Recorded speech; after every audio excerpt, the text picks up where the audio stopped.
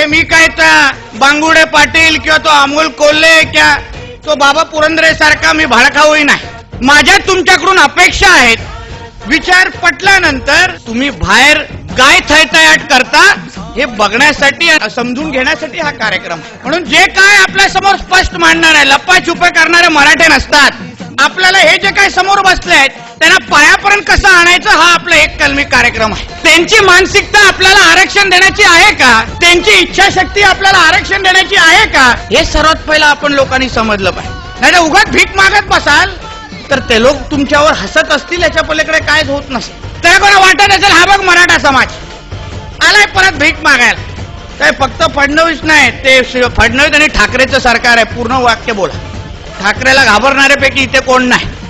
की यांच्या बापाच्या मध्ये हिंमत आहे का? एसटी एसटीचा दिलेलं आरक्षण परत काढायचं हिंमत आहे का? फिरून देतील का महाराष्ट्रामध्ये? आपण छत्रपती शिवाजी महाराजांचे मावळे म्हणून बोलतो की त्यांच्या रयतेवर कोणी अन्याय केला असता तर आपला राजा गप्प बसला असता का? झोपलेल्या माणसाला उठवणं शक्य असतं, पण झोपेतलं सोंग करणाऱ्या माणसांना कसं उठवणारा तुम्ही सांगा. असं मागून त्या ज्यातनं आरक्षण मिळालं असतं, असं मागून त्या पटेलांना आरक्षण मिळालं असतं. समाज म्हणून आपण उभे का राहत नाही? समाज म्हणून आपण पाठिंबा का देत नाही? समाज म्हणून आपण एकजूट का दाखवत नाही?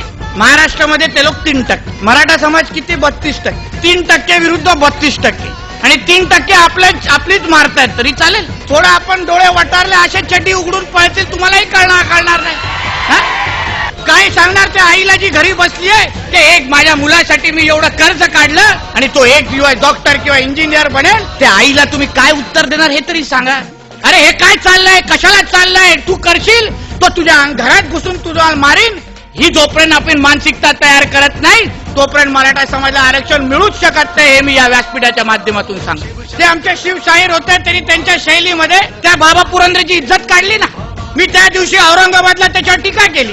आमच्या महाराजांबद्दल जे लिहिलं तो हलकट घरी बसून श्वास घेतोय. मी तेव्हा तेच बोलतो, माणूस आज ही महाराष्ट्रामध्ये जिवंत कसा आहे हेच मला आश्चर्य वाटतो. एकाने विचारलं की बाबा तावडे समितीचं काय झालं 2 वर्ष, पण त्या 2 वर्षाच्या बैठकामध्ये त्या तावडेने नेमकं काय उपटलं हे आम्हाला अजूनपर्यंत कळलं नाही. हो, लवकरात लवकर मराठा समाजाला आम्ही आरक्षण देणार आणि आरक्षण मिळवून देणार. मला तारीख काय नाही, ते अच्छे दिन सारखे तारीख बिरीख काय विषय नाही. महाराष्ट्राचं चाटण्याचं कॉन्ट्रॅक्टच त्यांना दिलेलं आहे म्हणून बोललो. मेटे बदला चाटे लावा, उत्तम त्यांचा पाडनाव आहे. विचार करा, बाबा पुरंदरेला हे महाराष्ट्र भूषण देत असताना विनायक मेटे पहिल्या रांगेत. अरबी समुद्रामध्ये आपलं महाराजांचं ते काय स्मारक बांधताय, पण हे काय आता हे धाग्यावाल्यांचं सरकार त्याच्याशिवाय काय करणार नाही. म्हणून एक दिवस मी त्यांना हातात देऊन साहेब 500 रुपये द्या, याच्यात मुहूर्त लवकर काढा ना. ह्यांचा जो बाप बसलेत वरती RSS वाले, ते हाफ चड्डीवाले, ते देणार ह्यांना आरक्षण द्यायला. RSSच्या संविधानामध्ये आरक्षण हा विषयच नाही, हे तुम्ही पहिले समजून घ्या.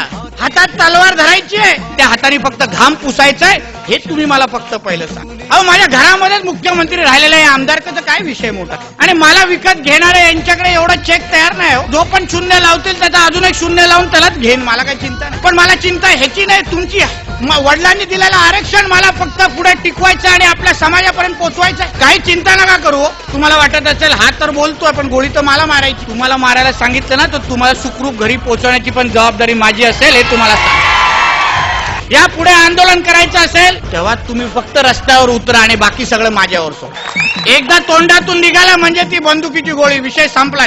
घाबरण्याचे दिवस गेले, आता आपण दरारा दाखवायचा महाराष्ट्रामध्ये. 5 दिवस रात्र महाराष्ट्र पेटवला, सगळीकडे सगळे रस्ते जाम, ट्रेन बंद, सगळं काय आपण केलं. कोणीही आपल्याला थांबवू शकत नाही, हेही मी तुम्हाला सांग. आमच्या महाराजांनी शिकवलंय, युक्ती तिथे युक्ती आणि शक्ती तिथे शक्ती वापरायची. आरक्षणात एक उत्तर आहे ज्याच्यामुळे आपण उभं राहू शकतो. आरक्षणात एक उत्तर आहे ज्याच्यामुळे आपला समाज पुढे जाऊ शकतो. पण पुढे जाण्यासाठी तुम्ही आज काय करता ते सर्वात महत्वाचं. जेवढा आमच्या महेश सावंतनी तुमच्यासाठी दिवस रात्र जो मेहनत केला, अहो आमचा हा कार्यकर्ता 2-3 महिने सलग शेतांमध्ये झोपत होता, तिकडे मिळेल ते जेवत होता. त्याच्या मेहनतीला अगर तुम्हाला चीज मिळवायचं असेल तर खऱ्या अर्थाने तुम्हाला खांद्याला खांदा लावून काम करायला लागेल. सगळं काय जे सांगितलंय ते तुमच्यासाठी सांगितलं, जे काय अंगावर घेतोय ते तुमच्यासाठी घेतोय. 353 या साध्या केसवर मला 5-6 दिवस मुद्दामून आतमध्ये ठेवलं. पण ठीक आहे, काय चिंता नाही आपल्याला. काय परत बाहेर येऊन परत छत्रपती आमचं काय.